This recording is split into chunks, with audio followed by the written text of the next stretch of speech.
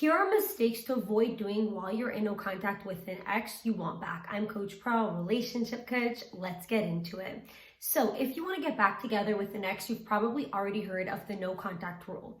If you are doing no contact with your ex and you notice that your ex isn't coming back, it might be because you're making one of these mistakes, which you really want to make sure to stop doing as soon as possible in order to be able to continue rebuilding that attraction, and in order for your ex to be able to go through those stages of no contact that they need to go through in order to come back to you. So the first mistake you might be making is you might be posting things on social media that you should not be posting. If you're doing no contact with your ex, but on social media, you're posting things about the breakup, showing that you're sad or lonely or that you missed your ex, that does not respect the rules of no contact. The reason why so many exes come back when you go into no contact with them is because by doing no contact, an ex is able to experience what life is like without you.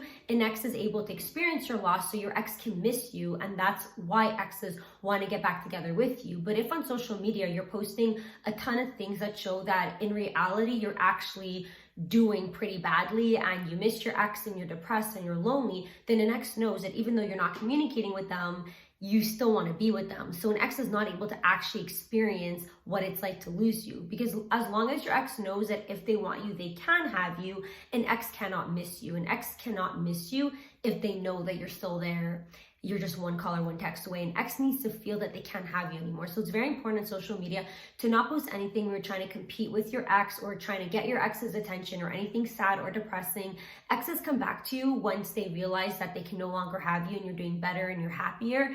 But using social media as a tool to make your ex jealous can sometimes backfire. So I always recommend, as best as you can, to try and rebuild a sense of mystery on social media, and to try to be radio silent on social media, at least for the first month of no contact, and to be very careful afterwards with what it is that you're posting, because you don't want to post anything that shows to your ex that you actually do miss them, but at the same time you don't want to overdo it with all of these posts of look how great my life is. That might also seem very, very, very fake and an attempt to just make an ex jealous. So you do want to make sure that to start off by going radio silent on social media, and then once you're posting again, you're not posting a lot of things, but you're really following the same patterns that you had prior to the breakup. You don't want to have any new patterns. The second mistake you might be making during no contact, which can push your ex away, is you definitely don't want to make the mistake of trying to ask mutual friends or family members of your ex whether or not they miss you. If you make the decision to start asking family members or mutual friends about your ex and checking in about them, then that information can just get relayed to your ex. Remember that if you're sharing mutual friends, even if the mutual friends tell you, I'm not going to say anything to your ex, at the end of the day, maybe they're going to try to help you out by letting your ex know that they can tell that you miss them. So I'm not saying not to trust your mutual friends, but if you have mutual friends with your ex, it's best to not ask any information about your ex and to not share anything about what it is that you're going through or feeling, especially when it comes to anybody that is family members of your ex. It's really, really important to not divulge any information about how it is that you're doing or to ask for any information about your ex. If they ask how you're doing, you just say, I'm doing fine. You keep it at that, keep it short and simple. The whole point of no contact is for your ex to be able to experience what life is like without you, to be able to experience the breakup. And as I mentioned before, if your ex sees that you're not communicating with them, but they know that you miss them, then an ex knows that they can have you. An ex knows that you're not actually done with them. You're not actually moving on. Exes want you back when they can't have you anymore, because that's when they're able to fully experience your loss. And so if you're making that mistake, stop doing it. With mutual friends and with family members of your ex, take a step back. Take a huge step back. Don't communicate with them at all about your own situation of what it is that you're going through with regards to the breakup and about your ex's situation as well. So avoid doing that as well.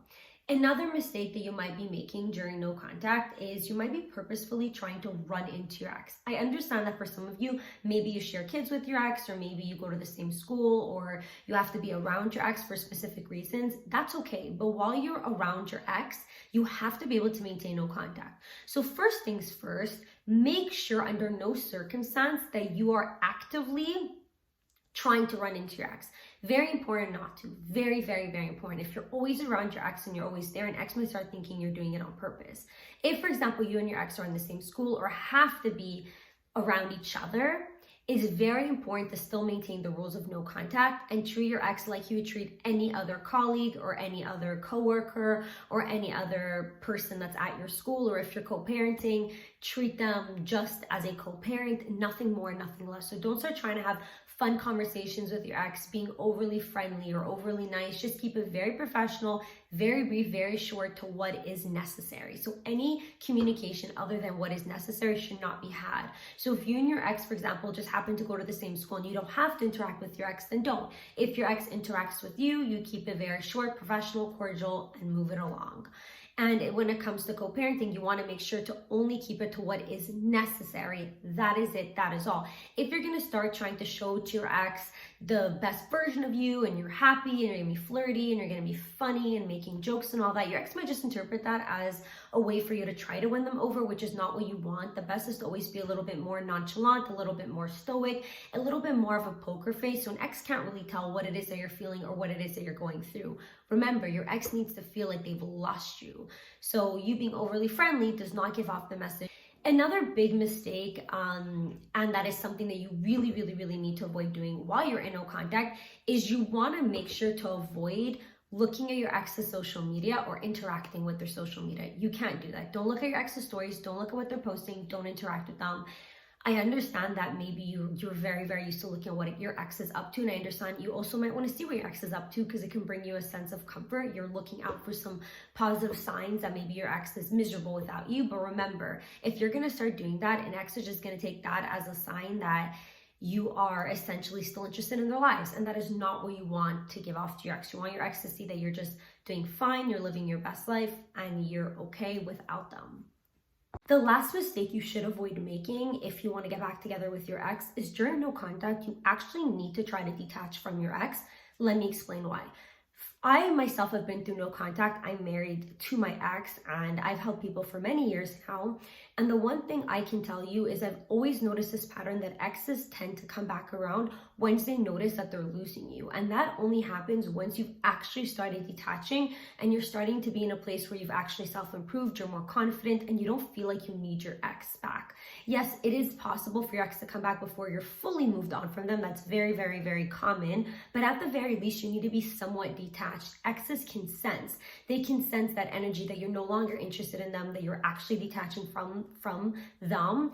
And there also are ways for your ex to figure out about it. There might be ways for them to know, maybe through mutual friends or maybe through other people or maybe through different methods. But there's a way for your ex to know when they've actually started losing you. So if you're just really, really hanging on to your ex and you're spending every single day on no contact, not focusing on yourself, not self-improving, not detaching, then your ex is far less likely to come back. And also remember that the thing that reattracts an ex is also you self-improving and becoming this best, happiest, healthiest version of yourself. Healthiest, I mean very much mentally, like in a very good space that you're in. So these are the things that reattract. So if you're just sitting there waiting for your ex to come back and you're not doing anything else about it, your ex is far, far, far less likely to come back. So make sure to actually detach from your ex during no contact, because or else that would be a very big mistake that you are making. So make sure during no contact to always prioritize yourself first and foremost. The more you detach, the more you reattract.